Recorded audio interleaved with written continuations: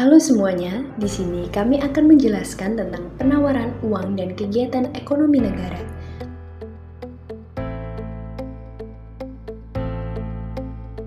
Ada 4 poin yang akan kami bahas. Yang pertama yaitu elastisitas penawaran uang dan harga pada pandangan klasik.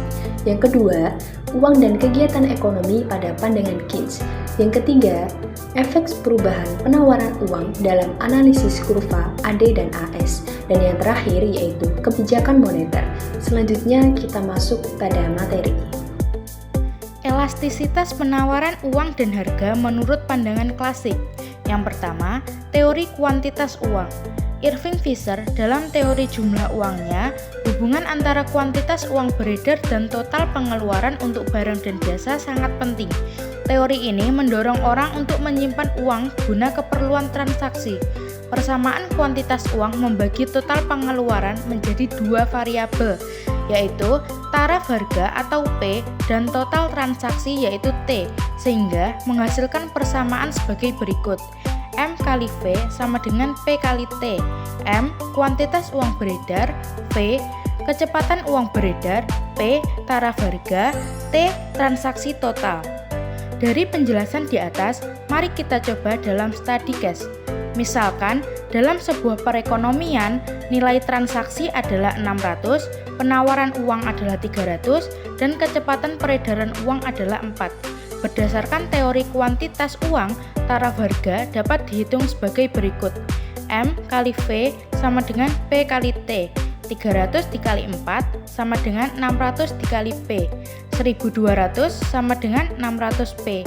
P 1200 dibagi dengan 600 menghasilkan 2. Dengan demikian, tingkat harga adalah 2. Selanjutnya, jika penawaran uang meningkat sebesar 20% dari 300 menjadi 360, maka kita bisa menghitung tingkat harga baru dengan cara yang sama. M kali V sama dengan P kali T. 360 dikali 4 sama dengan 600 kali P. 1440 sama dengan 600 P. P 1440 dibagi dengan 600 sehingga menghasilkan P 2,4. Jadi taraf harga baru adalah 2,4. Hal ini menunjukkan bahwa ketika penawaran uang meningkat sebesar 20%, taraf harga juga meningkat sekitar 20% dari 2 menjadi 2,4.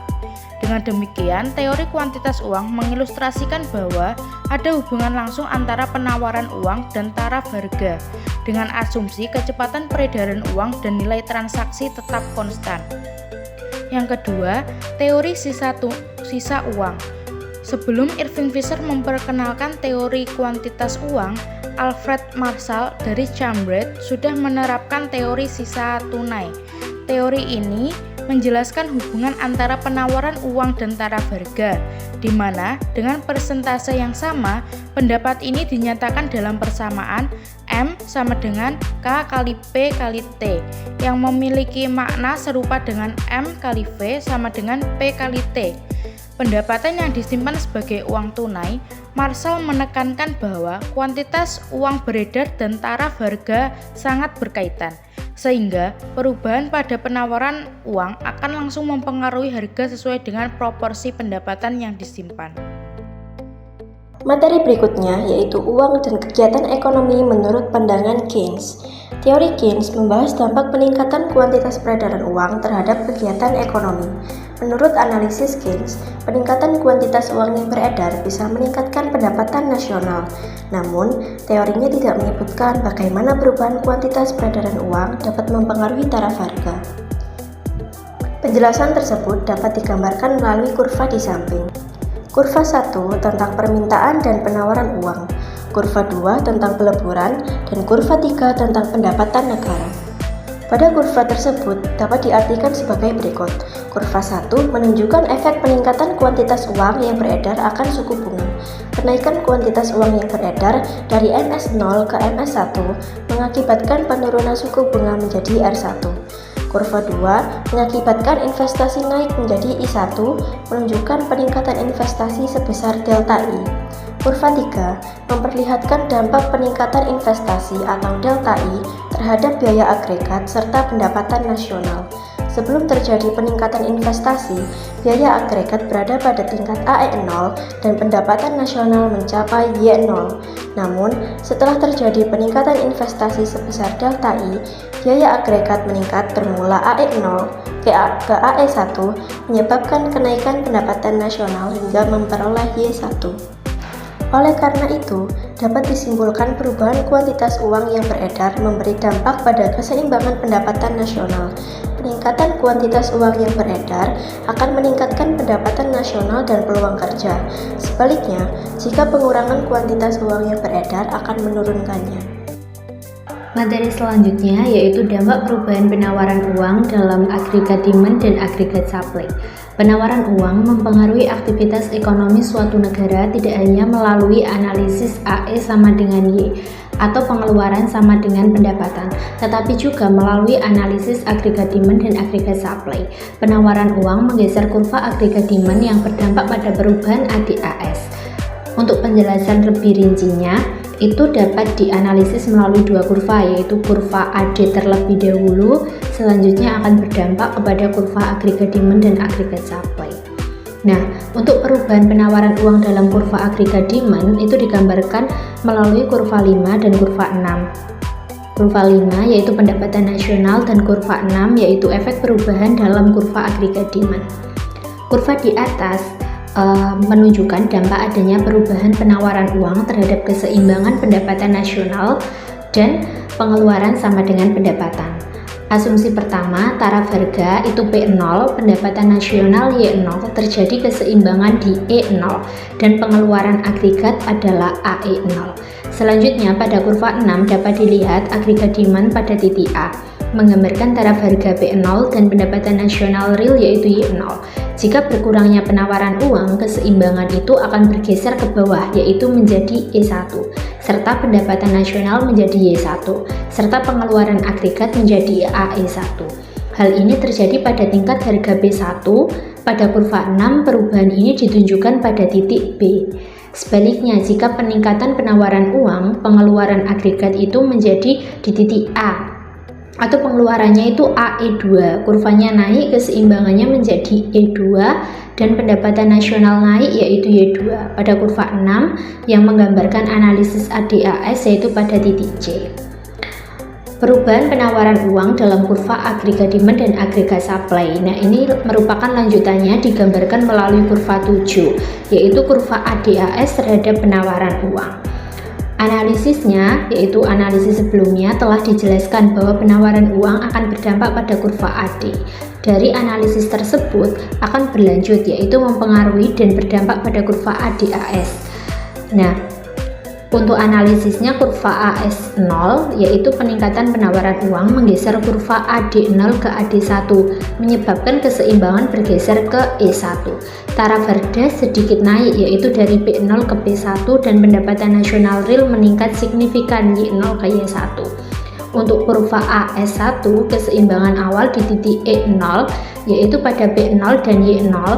Menggeseran AD0 ke AD1 sama seperti sebelumnya, tetapi harga naik lebih tajam yaitu dari P0 ke P2 dan peningkatan pendapatan real lebih kecil yaitu Y0 ke Y1. Untuk kesimpulannya, kurva AS0 yaitu kurva yang lebih landai terjadi saat banyak pengangguran sehingga pendapatan real meningkat signifikan.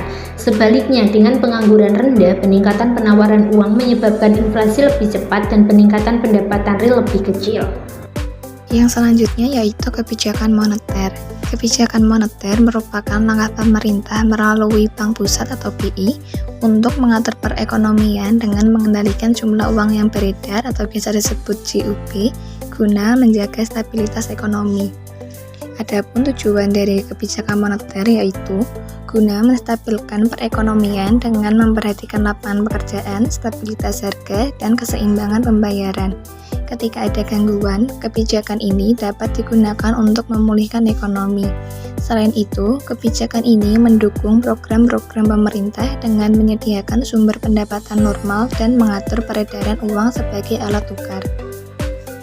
Kebijakan moneter sendiri terbagi menjadi dua, yaitu yang pertama, kebijakan moneter kuantitatif.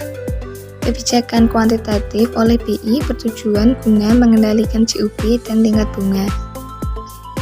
Adapun tindakan yang dilakukan oleh Bank Sentral dalam kebijakan moneter kuantitatif diantaranya: yang pertama, melakukan transaksi jual dan beli surat berharga di pasar uang dan pasar modal.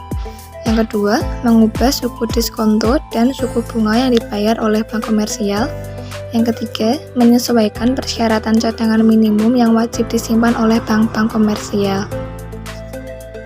Yang selanjutnya yaitu ada kebijakan moneter kualitatif. Kebijakan ini merupakan upaya bank sentral yang memantau pemberian kredit dan alokasi modal bank, bukan hanya sekedar mengatur uang beredar. Adapun dua sifat kebijakan moneter kualitatif diantaranya: yang pertama, pengawalan pinjaman secara terpilih. Bank sentral mengatur jenis pinjaman yang perlu dikurangi atau ditingkatkan oleh bank komersial.